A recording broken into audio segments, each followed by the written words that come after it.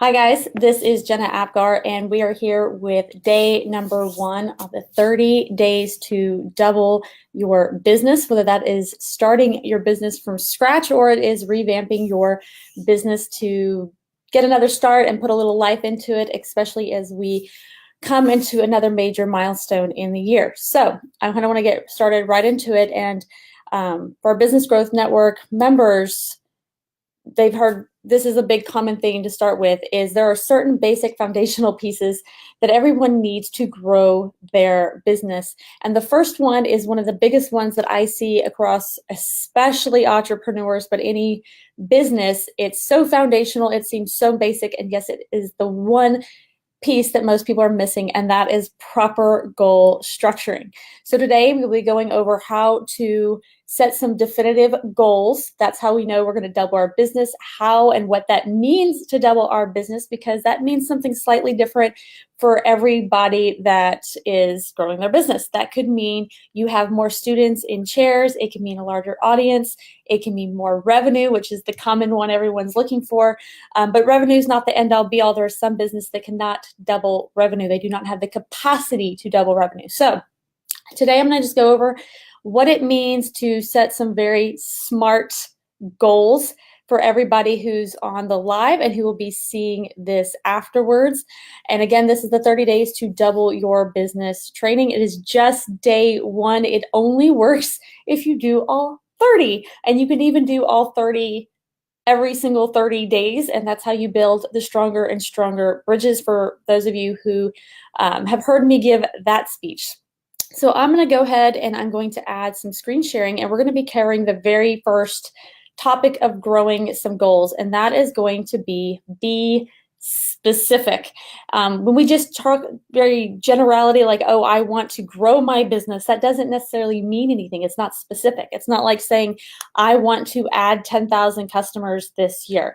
I'd like to make 5 cold calls every single day for 365 days. Every goal, for it to be accomplished, needs to be specific. The second one of those is going to be SMART, SM. It's going to be measurable. Can you measure it? What gets measured gets done. So for example, if you want to double your business, again, let's be hyper specific and measurable. Do we want to double revenue from $10 to $20? Do we want to increase prices from $1,000 to $2,000? What is the hyper specific way that we are going to come up with some measurable goals? Because if we can start measuring it, then we can start judging if this works. And to give this, it really goes across everything. Where I really learned SMART goals before I knew what they were called was trying to become an extrovert. And if I say I want to be an extrovert, that's not in any way, shape, or form measurable. But if I can put something measurable to it, let's say an extrovert has lots of friends, and I can count the number of friends I have. If I can measure the number of events I go to, these things can be measurable, and then I can work towards those to meet my big goal of being an extrovert. The third one, after specific, measurable, is going to be attainable. To some extent, I don't want to put everything in a box, but it does need to be attainable. If you've never run a business in your entire life, the idea that you'll be making $40 million by the end of this year is probably not likely. So making it attainable as to something that you can possibly do is going to keep you from getting discouraged, right? So I'm going to make $100,000 this year. That's attainable. People make $100,000 all over the place. I'm going to make $1 million this year. That is even attainable. There are something ridiculous now, like 826 millionaires made each day.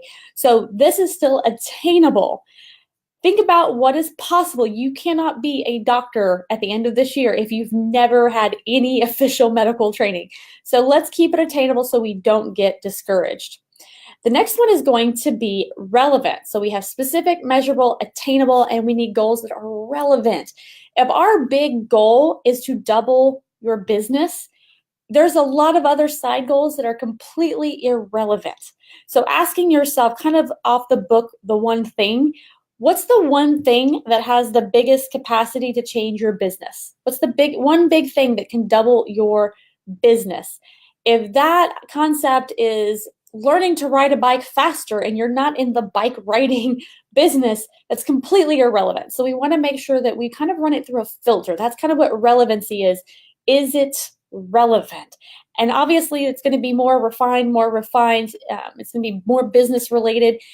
Everyone's going to tell you to do different things, write a book, do this, do that. There are going to be so many different ones that when you put them through relevant and see if there's any proof behind them, then you're going to see you can knock out a lot of different aspects. The last ones, we've got specific, measurable, attainable, relevant, and the last one's going to be time. You've got to put a timestamp on your goal, whether that is going to be 30 days, 90 days, 1 year, whatever it is, it has to have a goal timestamp. You want to make sure that your goals, that you don't just leave them lofty out there, because when you have a timestamp and you review that on a regular basis, you can see it and reset on a regular basis. Like every 30 days, take another look and like, you know what? I got off track a little bit. Let's reset. I've got 40 more days out and I need to finish this goal. So those are going to be the 5 structures, but I do have for anybody, before we delete the video at the end of 24-hour period, and for all of the Business Growth Network members, I do have a worksheet, and I'm going to go, let's see if I can turn on screen share here. I'll show you the worksheet that we have to make this super simple. Add it to the broadcast here. Can I make it bigger? Yay, I bet I can even make it wider. There we go. So we have a worksheet for you, but you don't need to see the word time. So the very first one I want you to focus on is this one up here at the top, and that's your informal desired goal. For example, for me, that was like saying I want to be more of an extrovert because I'm this serious, don't want to talk to anybody, bookworm introvert, and I need to be an extrovert. It could be simply I want to double my business. But is your goal really to double your business, or is it something more like I want to ensure that my kid can pay for college and it's all taken care for? I want to make sure the kids are in good school programs. I want to make sure I can provide for my family. I'd like to travel the world and be a nomad for the next 3 years. What is your just informal goal? Like, what is the thing that you think of and like this burns inside of you? What is it you actually want to accomplish? Do you want to be a race car driver? I don't know what it is. Whatever that makes you excited and passionate about life, that's what I ultimately want to know. The next one over there, after we do the informal goal, just below it is what happens after you achieve your goal. Now, this was not something that I typically put in there, but what I noticed is I wanted to make sure that there was a lot of emotion behind accomplishing a goal. And when you don't understand what it really means to accomplish your goal, you're not going to fight for it as much, right? So is it going to be, not just that you double your business, it's going to be that your kids can go to the best private schools, that they can go to the best colleges, that you can actually go travel the world and actually stay in something that doesn't look like a rat hole, that you'll have money to spend while you're over there, that you won't have to worry about travel, that you will have a retirement fund for those that went through the recession, that you won't have a boss that can fire you so you can work on your own. What is it that really happens after you achieve this goal? The third part of this worksheet is going to be what happens in failure. The other aspect of making it very personal is understanding what happens if you fail, right? And that's a hard one. No one wants to accept that there might be failure, but what happens if you fail to achieve this goal that you're working on? One, I want you to understand that it's actually good to have be brutally honest about what happens if you fail. One, it's going to give you the extra motivation to go achieve this goal. That's going to be the thing that makes you want to wake up at 5:30 in the morning to go work out. It's going to be the thing that makes you not even care that you're working on weekends. But the other thing is I want you to make peace with that failure. And when you can make peace with the possible failure, it takes a lot of the pressure off actually achieving the goal. So it's a really interesting dichotomy. You need to emotionally know what it means to fail, but you also need to make peace with it, because the failure with your goal is not so traumatic. It's not like you're going to die, right? Unless, you have some medical condition, but for the most part, that's the worst case scenario. And yet it's not that bad. Like if you fail and you don't double your business, maybe you made it over there and you like 1.5 multiplied your business, which is still good. Make your goal the stars, and if you miss, you still land on the moon. So definitely know what failure means so you can avoid it at all costs, but also make peace with failure so that you can keep moving forward. The next one is going to be, what are the milestones? So this is kind of getting into what it actually means to accomplish your goal, the nitty-gritty, the business side of achieving goals. What milestones to this goal can be measured? So doubling your business, first and foremost, revenue. It can be the number of people in the seats if you're teaching any kind of class. It can be the number of new traffic, new foot traffic. It can be for when I wanted to overcome being an extrovert, it was the number of LinkedIn connections. And at that point in time, I only was connected with people that I absolutely met face-to-face in person. That was one of my big metrics. The other one was I can measure how many times I go out in public and I go to events that are not family related. And those little bit of milestones, I can say my milestone is when I was going to hit 500 friends on LinkedIn. That one was a little relative, but it was the ability to measure it. Your revenue, if you're going to double your business, is simply, I want to double my business. What milestones getting there are important? If you want to make the Inc. 2000 list, which means that you've achieved the most growth, the top 5,000 companies that achieve the biggest growth, so not most revenue, most growth from year over year, there's metrics inside of that goal. One, you have to do accrual accounting. That's a big metric to move through if you've been doing cash accounting. Two, you have to make a minimum of $100,000 in your first year. And on the fourth year, you need to make a minimum of $2 million. So those are major milestones that can be accounted for. When you know these milestones and you start to put them in order, they start to create a timeline to actually accomplishing goal and making it not seem so overblown and unachievable. So after we've documented a few milestones that are really big and hypercritical, and you can always break these down even further after you get started, we're going to start moving on to measurable tasks. So if you remember, we were discussing the idea of SMART goals. We've got specific, measurable, attainable, relevant, and has a timestamp. One of those is something that can be measured. And then we need to start creating daily, weekly, monthly tasks to help us consistently achieve these. It's not that you're not going to, don't think about this as like a workout program. There's going to be days you miss. The idea is if you miss a day or two, that you get right back on and you keep going. And so when you're measuring them daily, weekly, monthly, missing one isn't failure. This is why I do not like New Year's resolutions, because if you fall off the wagon, you don't get back on. With goals, why I believe that they're much more effective than your New Year's resolutions is because they are more long-term. It's more of a longer-term thinking. So when you do fall off, you are more inclined to get back on because you're looking at yourself in daily, weekly, and monthly tasks. So get some tasks down. This could be, I'm going to go, like I said, with becoming an extrovert, I'm going to go to 2 events a month. That was a monthly. It could be, if you're trying to double your business, that each day I'm going to reach out to 10 people on a personal level with a customized video using something like we just got Dub or BombBomb, right?